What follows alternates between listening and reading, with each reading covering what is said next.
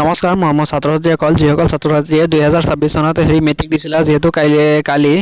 9 তাৰিখ ৰিজাল্টটো ঘোষণা হৈ দিছিল তো বহুত ষ্টুডেণ্টে কিন্তু এবাৰ ফেইল কৰিছে আৰু বহুত ষ্টুডেণ্টে পাছ কৰিছে এবাৰ মানে ফেইল সংখ্যাটো মানে অলপ বেছি হৈছে আগৰ পৰা তুলনাতকৈ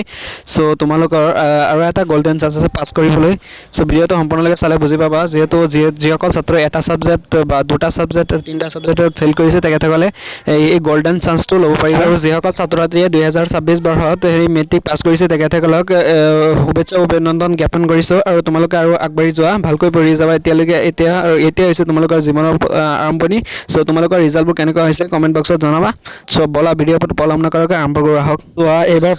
পাছ কৰা পাৰ্চেণ্টেজ হৈছে 65.62% আৰু ফেইল কৰা পাৰ্চেণ্টেজ হৈছে 34.38% তো বহুতে ষ্টুডেণ্টে ফেইল কৰিছে এইবাৰ তোমালোকৰ সেই সোণালী সুযোগটো হৈছে তোমালোকে এতিয়া কম্পাৰ্টমেণ্টেল এক্সাম দি পাছ কৰিব পাৰিবা সো ইয়াত চোৱা নোটিছ দিয়া আছে the Assam SSLC compartmental exam 2026 will be held in May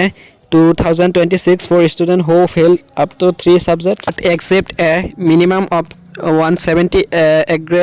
aggregate marks. Registration begin April 13, 2026 through schools with a fees of 500 per subject requiring a 30% score per subject to pass. কল ছাত্ৰ ছাত্ৰীয়ে compartmental exam দিব বুলি ভাবি আছা তোমালোকৰ মাৰ্কটো 170 mark থাকিব লাগিব আৰু তোমালোকৰ ৰেজিষ্ট্ৰেশ্যনটো বিগিন হ'ব এপ্ৰিলৰ 13 তাৰিখৰ পৰা আৰু তোমালোকে মিনিমাম তিনিটা ছাবজেক্টত ফেইল কৰিলে দিব পাৰিবা আৰু তিনিটাতকৈ অধিক ছাবজেক্টত ফেইল কৰিলে দিব নোৱাৰিবা আৰু এইটো এপ্লিকেশ্যন ফিজটো হৈছে তোমালোকৰ পাৰ ছাবজেক্টত 500 টকাকৈ আৰু ৰিকুৱাৰিং 30% স্ক'ৰ পাৰ ছাবজেক্ট তোমালোকে 30% মাৰ্ক পালেহে পাছ কৰিব পাৰিবা এইটোত এলিজিবিলিটিটো ক'লৈ তোমালোকে তিনিটা ছাবজেক্টত দিব পাৰিবা মিনিমাম আৰু 170%তকৈ মানে মাৰ্ক থাকিব লাগে বেছি আৰু এপ্লিকেশ্যনটো প্ৰচেছটো হৈছে ষ্টুডেণ্ট মাষ্ট এপ্লাই থ্ৰু দিয়াৰ respective schools between April 13 and April